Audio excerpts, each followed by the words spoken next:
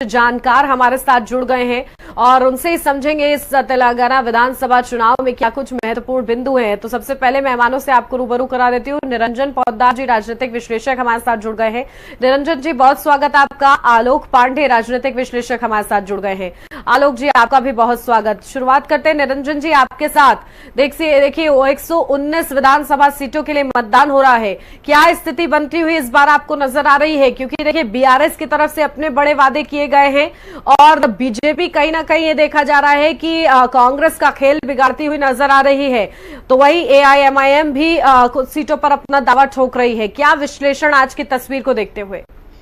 जी देखिए, निश्चित रूप से जिस तरीके से तेलंगाना और आंध्र प्रदेश एक अलग होकर के एक राज्य बना था और उस राज्य के अंदर अहम भूमिका रही थी के चंद्रशेखर राव की, और उसके बाद में आपने देखा होगा तत्काल बाद हुए चुनावों के अंदर के चंद्रशेखर राव बहुत बड़े मैंडेट के साथ अपनी उस समय की जो टीआरएस थी उनकी तेलंगाना राष्ट्रीय समिति करके नाम से उन्होंने पार्टी बनाई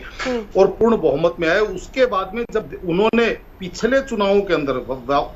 मेरे हिसाब से जो चुनाव थे वो समय से पहले उन्होंने वहां तेलंगाना के चुनाव करवा लिए 2018 के अंदर, और उसके अंदर भी वो अपनी राजनीतिक चतुराई में कामयाब रहे। लेकिन इस बार जिस तरीके से पिछले 10 वर्षों का या 9 वर्षों के शासनकाल की बात करूं मैं, तो आपको ये चीज समझनी पड़ेगी कि थोड़ा सा जनता के अंदर एंटी इनकम्बेंसी थी। लेकिन जिस तरीके से इसके अंदर आपको ये भी महत्वपूर्ण है समझने वाली बात कि तेलंगाना जो है वो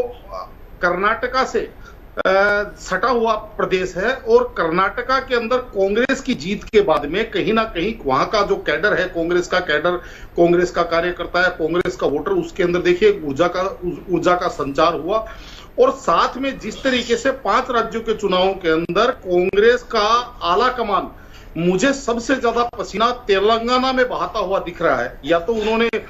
मध्य प्रदेश के अंदर ज्यादा प्रयास किया है, मैं केंद्रीय नेतृत्व की बात कर रहा हूं, या फिर तेलंगाना, क्योंकि वो ये चीज समझ रहे हैं कि भारत जोड़ो यात्रा के बाद में साउथ के अंदर जितना उनको भारत जोड़ो यात्रा का समझ लीजिए लाभ मिला, उतना उनको शायद नॉर्थ में मिलता हुआ नहीं दिख रहा। क्योंकि तत्काल बाद हुए चुनावों के अंदर आपने देखा होगा कि उनको ऐसा लगा नहीं कि भाई यहाँ, तो इसलिए अब जिस तरीके से कांग्रेस ने वहां पसीना बहाया,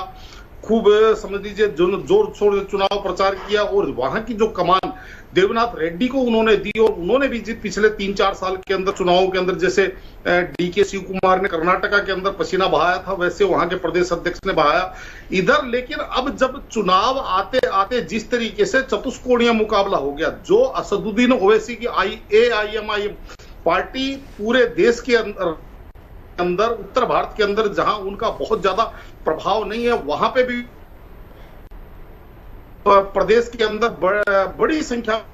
में अपने कैंडिडेट खड़े करते हैं। वो अपने प्रभाव वाले क्षेत्र, यानी कि अपना जो गृह क्षेत्र है तेलंगाना, वहां केवल उन्होंने अपने 9-10 कैंडिडेट उन्होंने अपने उतारे हैं। और इसका मतलब ये है कि कहीं ना कहीं वो जो बीआरएस है के चंद्रशेखर राव की, बीआरएस को कहीं ना कहीं वो इनडायरेक्ट में सपोर्ट भी कर रहे हैं, और वो अपने बयानों में भी कह रहे हैं कि मुख्यमंत्री तो केसीआर ही रहेंगे। और इधर जिस तरीके से तेलंगाना के अंदर 2 प्रकार के वोटर आपको मिलेंगे। एक वोटर होते हैं जिनको, निरंजन जी आप अपनी बात पूरी कीजिए, उसके बाद में आलोक जी का रुख करते हो। हाँ, तो मैं ये कह रहा था कि जिस तरीके से जो तेलुगु अस्मिता के जो को मानने वाले वोट हैं, यानी कि मैं गांव देहात के वोटों की बात कर रहा हूं, तो वो कहीं ना कहीं बीआरएस के जो क्षेत्रीय पार्टी है उसके साथ कनेक्ट है। लेकिन जिस तरीके से कांग्रेस ने एक सपना पाला हुआ था कि इस बार हम तेलंगाना के अंदर शासन के अंदर आएंगे और सरकार बनाएंगे, तो कहीं ना कहीं जिस तरीके से भारतीय जनता पार्टी ने अपना पसीना बहाया है और चुनाव प्रचार के अंदर बहुत, वैसे भारतीय जनता पार्टी के पास तेलंगाना के अंदर खोने के लिए कुछ भी नहीं है। आप ये मान के चलिए, यहां से पिछली बार उनको 6% वोट मिले थे, इस बार अगर वो इस वोट को इस मत प्रतिशत को बढ़ाते हैं, तो मेरा ये मानना है कि कहीं ना कहीं कांग्रेस के खेल को ही खराब किया जाएगा। और जिस तरीके से आप ये देख रहे होंगे कि तेलंगाना के अंदर एक बहुत ही रोमांचक स्थिति है, क्योंकि भारतीय जनता पार्टी कहती है बीआरएस और कांग्रेस जो है एक दूसरे की बी टीम है, कांग्रेस कहती है कि बीजेपी और बीआरएस एक दूसरे की बी टीम है। तो कहने का तात्पर्य ये है कि अभी तेलंगाना का जो चुनाव है, और इसके अंदर आपको एक चीज और महत्वपूर्ण आपको ये देखनी पड़ेगी कि जिस तरीके से वहां पे भारतीय जनता पार्टी ने अपने चिरपरिचित अंदाज के अंदर अपने स्टार प्रचारक निकाले, यानी कि योगी आदित्यनाथ जी या हेमंत बिस्वा शर्मा या नरेंद्र मोदी जी, अमित शाह जी, और उन्होंने वहां एक ओबीसी कार्ड खेला है कि अगर तेलंगाना में बीजेपी की सरकार बनती है तो ओबीसी मुख्यमंत्री हम यहां से देंगे। तो कहीं ना कहीं मुझे ऐसा लग रहा है कि चुनाव आते आते कांग्रेस जो अपना एक सपना संजोए हुए थी, कहीं ना कहीं उसका खेल बिगड़ रहा है तेलंगाना के चुनाव के अंदर, और दोबारा से बीआरएस, अब ये देखने वाली बात है कि कितनी मेजोरिटी लेके आती है, लेकिन सरकार बीआरएस की बनती हुई मैं देख रहा हूं दोबारा से। बिल्कुल ठीक है, निरंजन जी का रुख करती हूँ। निरंजन जी देखिए, हम लोगों ने बात की कि किस तरीके से ये चुनाव में क्या कुछ बड़े फैक्टर्स जो हैं इम्पैक्ट डाल रहे हैं, लेकिन अगर बात की जाए बीआरएस की, क्योंकि 2018 के अगर नतीजे देखें तो इस बार क्या लगता है कि जो मेंटेन करते हुए लगातार बीआरएस जो है अपना ये कह रही है कि उसको योजनाओं पर भरोसा है, लेकिन लास्ट मोमेंट पे हम लोगों ने ये भी देखा कि इसी ने एक योजना पर रोक लगा दी क्योंकि उन्होंने नियमों का उल्लंघन किया। तो इतना ज्यादा ओवर कॉन्फिडेंट होना क्या बीआरएस के लिए सही है इस वक्त?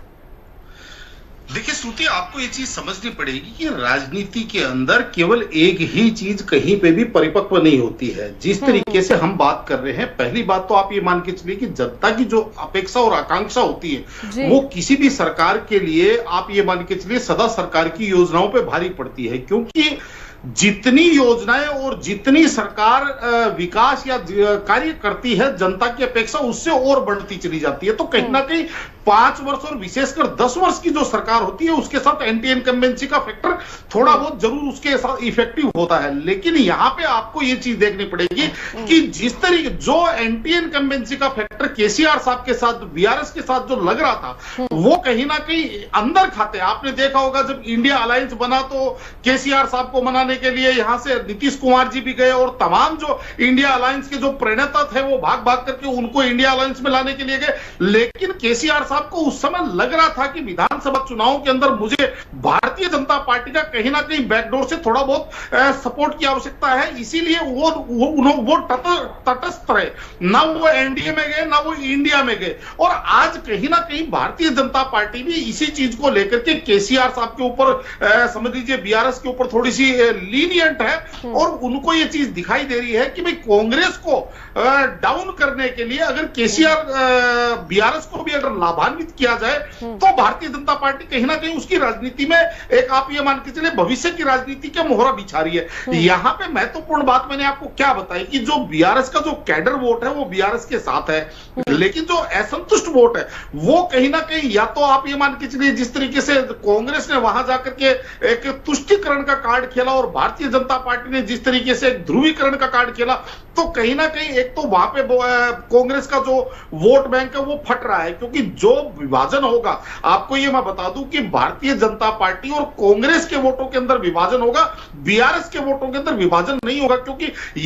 ये पैटर्न आपने देखा होगा कि चाहे गुजरात के अंदर देखिए, चाहे बंगाल के अंदर देखिए, जहां पे ये भाषाई क्षेत्र जो होते हैं यहाँ पे अपना एक प्राइड होता है। तो वैसे ही मैंने बोला है कि जो तेलंगाना प्राइड जो है, उस तेलुगु प्राइड जो है, उसको लेकर के, उसकी अस्मिता को लेकर के बीआरएस के साथ लोगों की पर्सनली